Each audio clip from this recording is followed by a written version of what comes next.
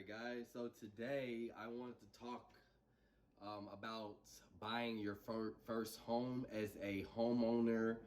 I know everybody has that dream. We're all getting to that age where we want to purchase a home. So I kind of wanted to talk about the process, steps, and how to vet a home and how to use a home as an investment.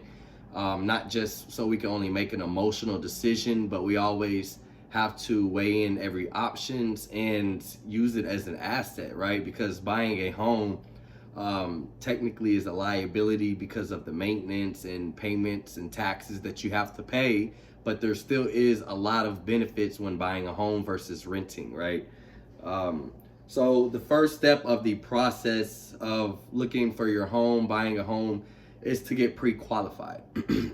So you need to one, go talk to a preferred bank and get qualified. See what you can get as far as in the amount. Also, another step you could do is talk with a mortgage broker. What they can do for you is get an application, loan application, and send it out to a lot of banks, which can make it a lot easier for you. They can shop out and get the best products for you. And they can find more lenders that can suit your exact needs. You will have to pay for that cost and the closing costs, but they're able to fish out more opportunities for you. So it's all up to you if you want to go to multiple banks and do it yourself, or you can, talk with a mortgage broker. So what's going to happen is they're going to, qualify you for a specific amount. So let's say you are qualified for a $200,000 home. You're going to go look for a home. So the next step is that you're going to go talk to a real estate agent. And again, I got to make a disclosure that I am not your real estate agent. I am not your attorney. I'm not your CPA. So always go out there and chat with those guys. I am a licensed real estate agent and investor. I've been doing this for about 5 years. So I do have a lot of, knowledge in this stuff as well, but always go talk to, a preferred, broker, accountant, CPA, all that good stuff.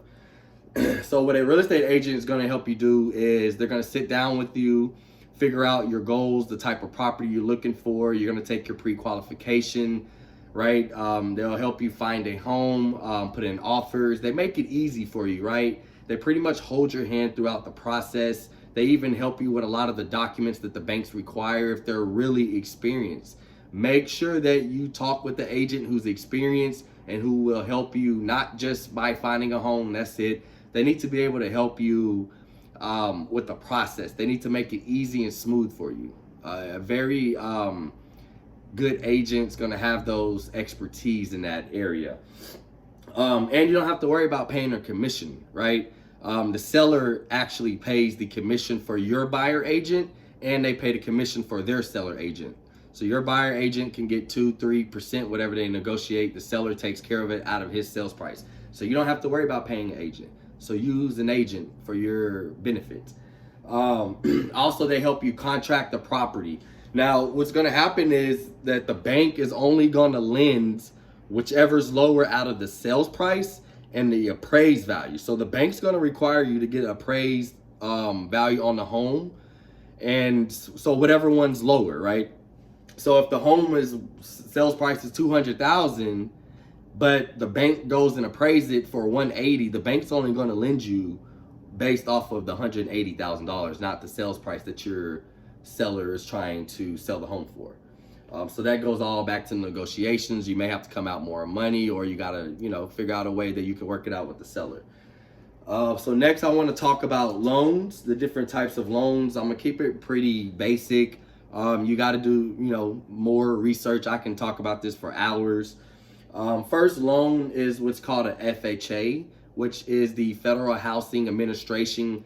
That loan is a lot easier to obtain for first-time home buyers, somebody who may not have the best credit, and all that stuff. Before the pandemic, typically you can have a 580 credit score and up. So it's easier for somebody who may not have good credit established like the next person. But with the FHA, now they will require only 3.5% down, right? Which is really good. So if it's $100,000 home, you only have to worry about putting 3.5 down, which is $3,500. I'm gonna talk about other costs, but that's just the down payment. The downside of an FHA is that you will have what's called a MIP on your loan for the life of the loan. That is a mortgage insurance premium. Because you're at more at risk, they're going to require you to pay that additional insurance on your mortgage payments. So your mortgage payment is going to be a little higher. You may have higher interest rates as well, but that's okay because you can always refinance out of that loan into the next product loan that I'm going to talk about. So you can always refinance out of FHA. It pretty much helps you get your foot in the door to have home ownership, right?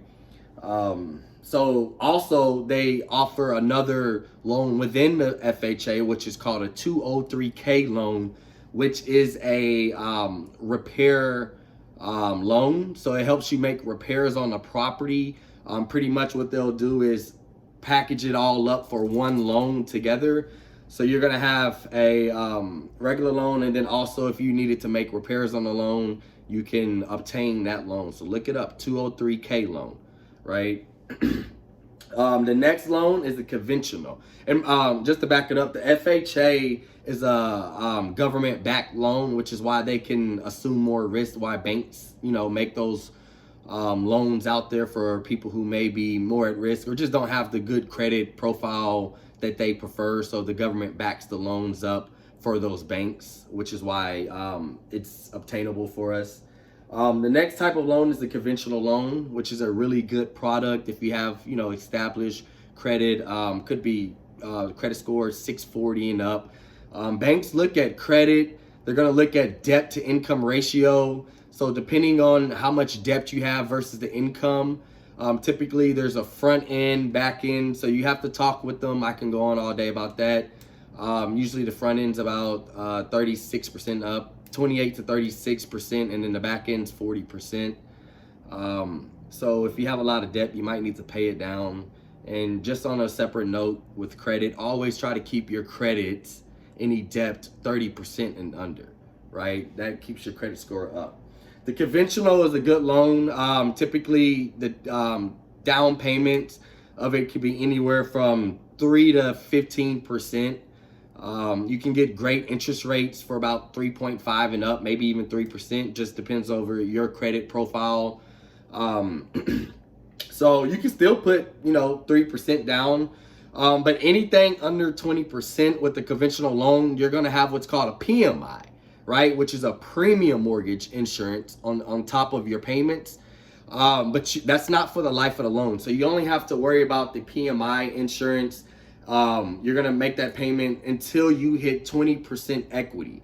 Once you hit 20% equity, that premium mortgage insurance will pretty much cancel and your payments can go back down, right? They just like to have that since you didn't put 20% down. They obviously prefer you to put 20% down, but you don't have to. Great, loan product. So if you have good credit, I recommend to go that route. It's a better deal than the FHA.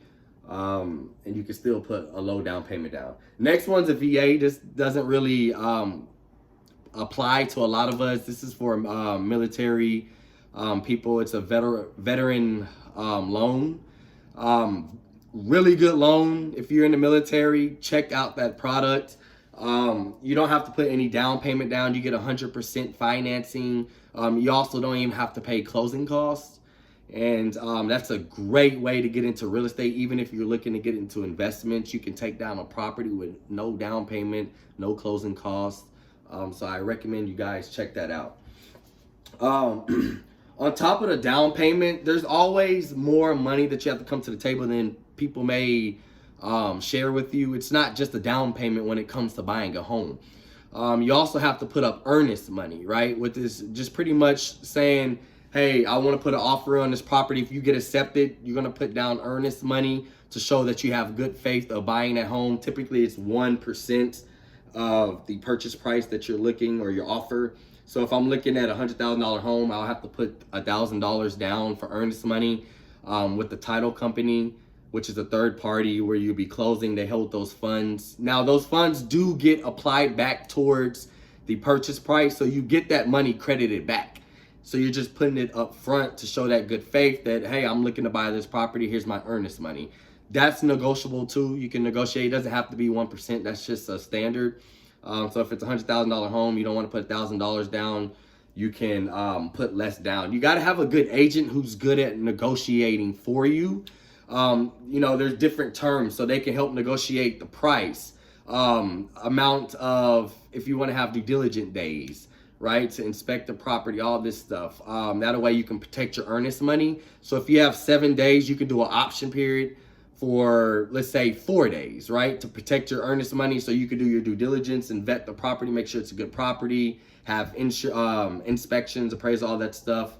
And after that 4 days, let's say that 4th day, you're like, I don't want this property. The inspection report's just too much. You get your earnest money back. That's how you protect your earnest money. A real estate agent should know that. They'll be able to negotiate different terms and stuff like that. Next, I want to talk about what the payment, your overall payment consists of, your mortgage payment. So it's called PITI, which is your principal, interest, taxes, and insurance, right? Within all your total payment. So there is something called escrow that your taxes and insurance will be set in, but that still will be enrolled into your whole payment. That's typically the escrow is there because when you're making those payments, the taxes and insurance typically are not due every month. Your taxes are paid annually. So the bank's going to set up an escrow for you. So you are making those payments, and then those tax payments will be sitting in that escrow until it's time to pay. Same thing with your insurance as well. And there's also something called a HOA. So depending where your property is, you have to figure out if it's in a HOA, which is pretty much a homeowner's insurance. Homeowners association, right? So those are just HOAs. They have community pools, certain maintenance requirements over your property. So certain HOAs require that you have payments of maybe every quarter, every annual. It just depends, right? So some HOAs to say, hey, you have to pay $60 every quarter. And they pretty much just stay on top of the community, make sure that the community is well kept together. So if you have a crazy fence or parking cars in a garage, they can find you, right? And if you have enough fines or you don't make their quarterly annual payments, they can foreclose on you. So you need to vet, make sure, and it's in your contract, the seller has to, and the agent should know that they have to disclose if it's in a homeowners association. So just check that out. So yeah, that's pretty much what your mortgage payment pretty much consists of total, right? Now I want to talk about closing costs. This is something else that you have to bring to the table, not just down payment, not just earnest money. You're going to have closing costs that's required. Typically, closing costs could be anywhere from 3 to 5% of the purchase price. Now, what's in the closing costs typically is escrow reserve. So we talked about escrow. So with your insurance, homeowner's insurance, right? Typically, you will have to pay a annual payment of that premium policy just to get it started. So depending, let's say that you have a homeowner's insurance policy of $1,500, you will have to pay that $1,500 up front to activate that homeowner's insurance policy, which pretty much, if you ever have any, if let's say your roof goes out because of a hailstorm, you can file with your homeowner's insurance and then they can replace the roof for you and send you a check, all that good stuff. So you're required to have the homeowner's insurance no matter what. Taxes, it just depends on the lender. They may require, 2 months of upfront taxes for the escrow payment for the reserves, 3 months, 4 months. It just all depends. Also, you're gonna have with your closing costs, the bank's gonna require you to get an inspection. The typical cost of that's about $275. Banks are in business to lend based off assets. They got to make smart choices. So they always require inspections to make sure the property is not at high risk. If it is, they're going to require that seller make repairs. If the seller doesn't, then you got to get out of the contract and look at another property that suits the banks. Also, another cost that's going to be in your closing costs is what's called a survey. It's typically about $400. And a survey is just pretty much making sure that your property is sitting on its lot and it's not moving over to somebody else's lot. That can be a lot of trouble and issues, but that's for a different day. But that's what a survey is. Also, the bank is going to require that appraisal that I mentioned earlier. The appraisals are typically about $400. They're going to appraise the property. Appraisal is the ideal, pretty much somebody who can really get a good grip and grasp on what the property is worth better than the agents. Us agents, we do what's called, a CMA, which is pretty much just a comparable analysis on properties. We look at what other properties sold in the area, but the appraisals go into detail from not just comps, comparables, but the actual property itself. It could be a 5 to 15 page report on how they pretty much vetted the property, which is why banks require appraisals, because a homeowner, somebody who's selling a home can say, oh, I'm selling it for $250,000, but when a bank appraises it and it's only worth 180, they're only going to lend off that 180. They're not going to lend off 250,000, right? Once again, they're in business to make smart investments, smart loans. And also, when you're dealing with title companies, when you close, you're going to close at a title company. So you're going to have, title company fees, title insurance policies. And again, if you use the mortgage broker who shopped out your deal to multiple lenders, you will have a broker fee added into that closing cost as well. Typically, also something that you can negotiate which is called a seller's concession. There's different, closing costs that you can pass on to that seller.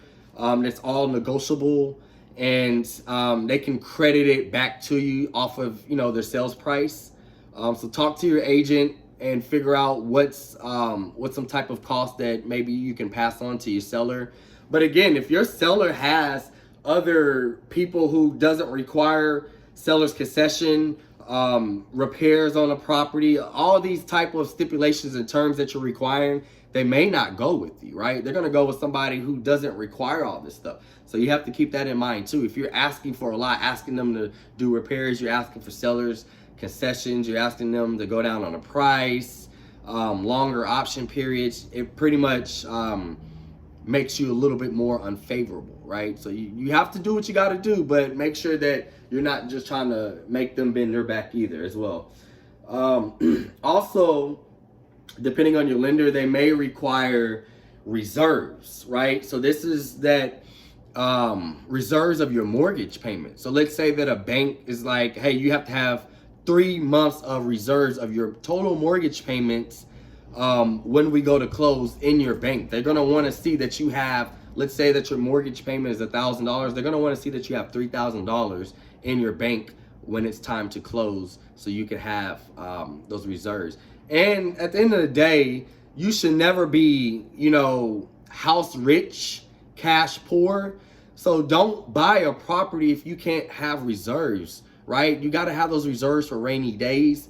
I deal with so many homeowners that were just, unfortunate, and later down the line were hit with hardship times. Anything can happen. You can, come across financial hardship. You can lose a job, become ill. So the more reserves that you have, the more better off that you are. So if you have 6 months of reserves, which is what investors are required when we take on rental properties, is 6 months, you can have a better chance of weathering those rainy days.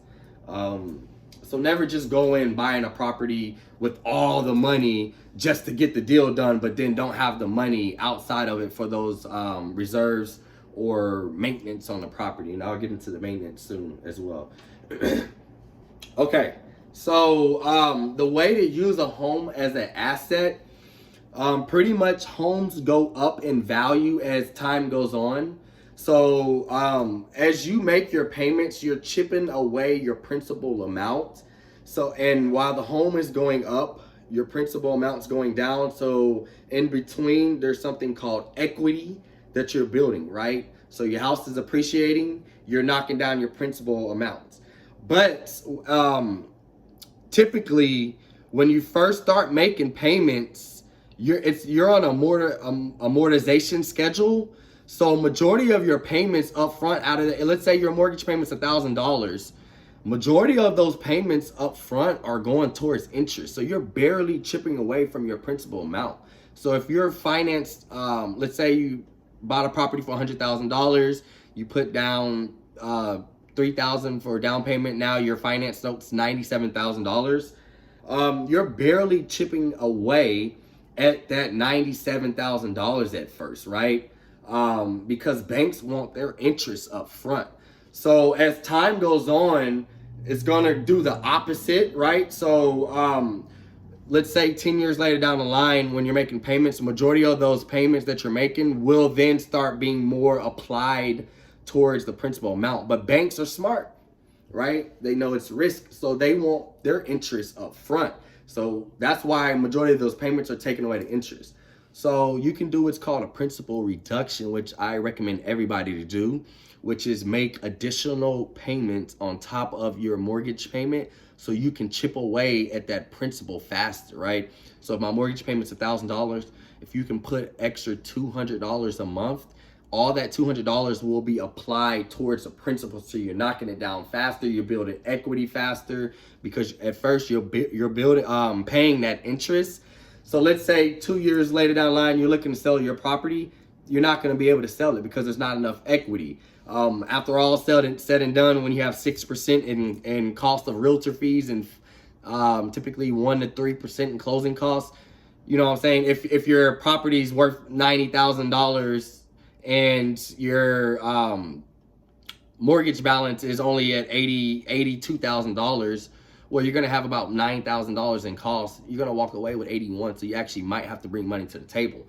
So I always recommend to do what's called a principal reduction. Always make additional payments every month. That way you can chip down that principal even faster, and while the property's pretty much appreciating, right? Properties, depending on where you at, can appreciate 3 to 10% a year. So as time goes on, you can do what's called, you can pull out that equity, right? There's multiple ways to do it. One, you can sell your home, walk away with the equity. You have capital gains tax, all that stuff. And two, you can pull out your equity and borrow against your equity. There's something called a HELOC, which is just pretty much a home equity line of credit, right? So let's say that your home's worth, you have some equity, it's worth $100,000. Depending on the banks, they're gonna, maybe you can pull out some equity. They might only loan 80%, whatever. So if, let's say that your leftover balance is 50,000, they're gonna loan 80, so you can pull out that difference, right? So that $30,000 difference, because they're only gonna lend 80,000. You can pull out 30,000 and they'll give it to you as a line of credit, right? Which line of credit is good because now it's not a home equity loan, which is another option. Because once you pull out that loan, you have to pay off based off that loan amount. A home line of credit is based off of, out of that 30, if I'm only using 10,000, I'm only paying interest on that $10,000, right? But you will have to pay interest on it. You're borrowing your equity, right? But now you can use that and go purchase assets, right? I don't recommend to take out equity to go buy a car, to go buy a liability, because you do have to pay that back.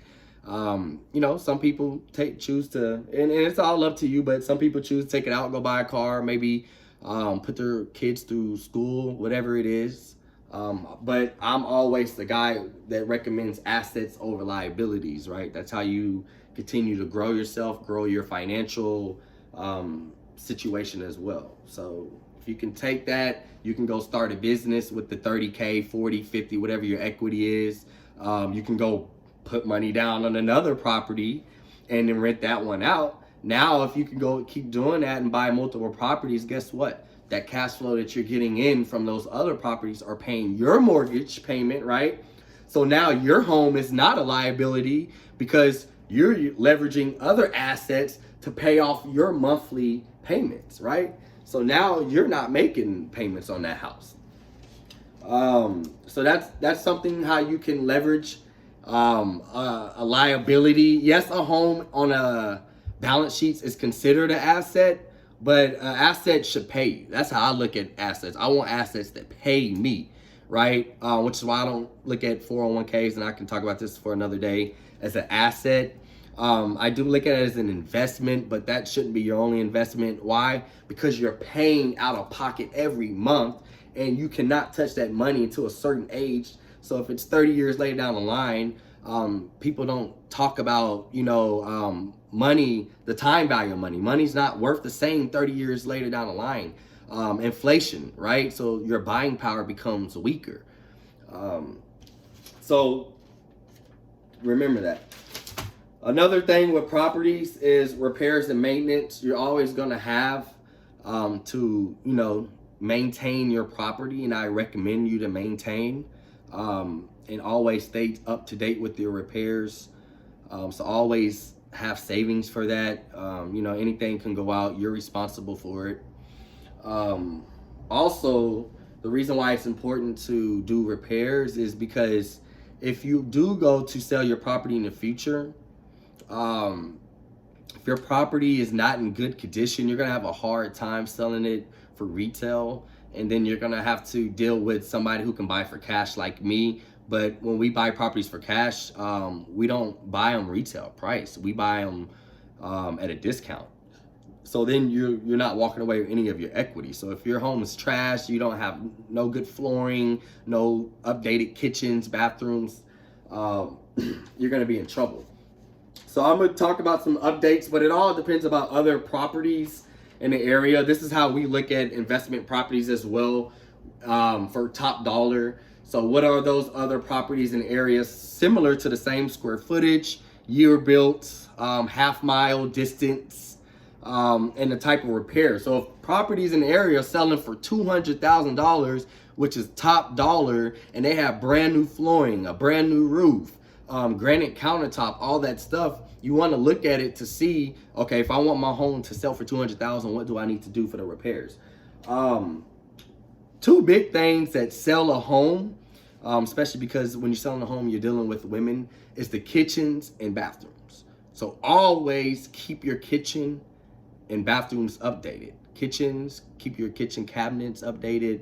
Countertops, appliances, those type of things. Bathrooms, keep your vanity, keep your bathrooms up to date. I'm not saying go in and spend money on everything, but don't go in spending money. And this is your preference again. And this is just me recommending. You can do anything to your home. You can do a flower bed, a nice patio.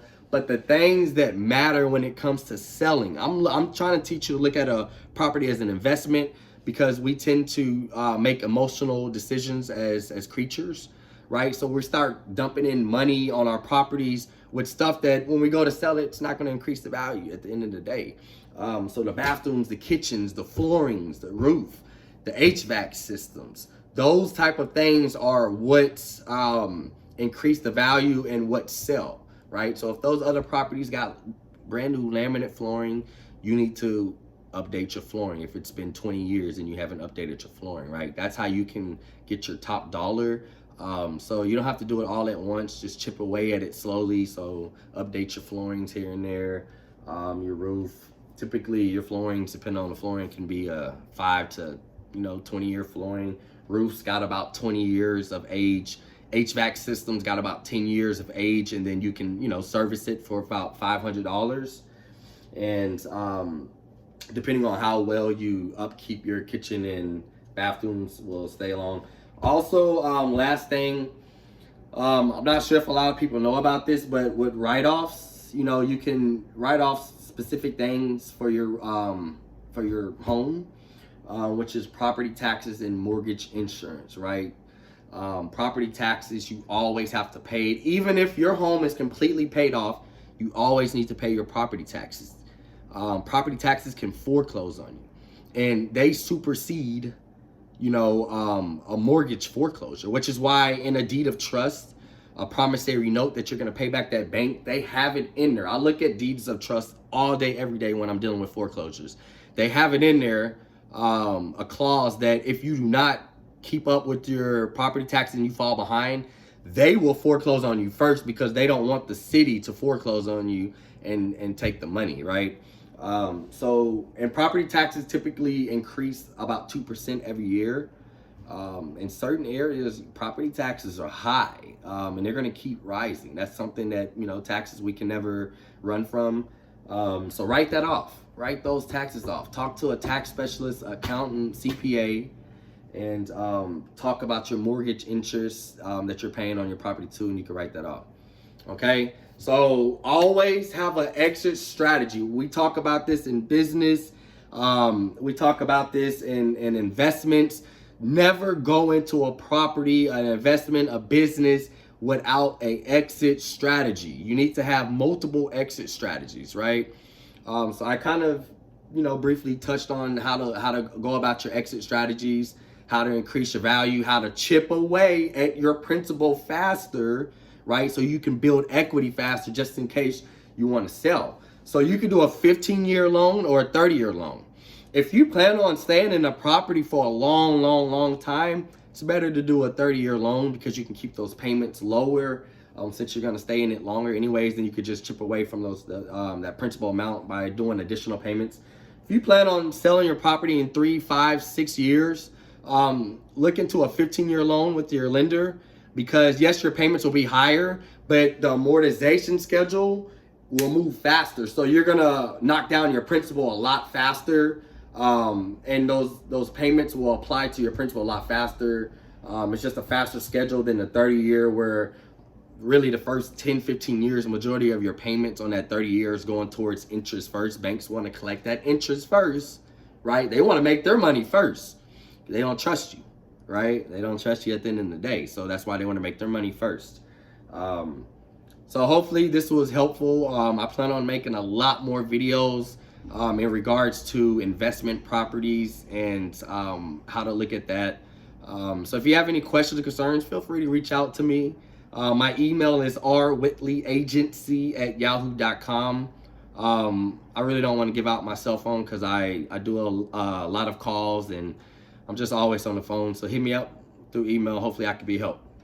Talk to you guys soon.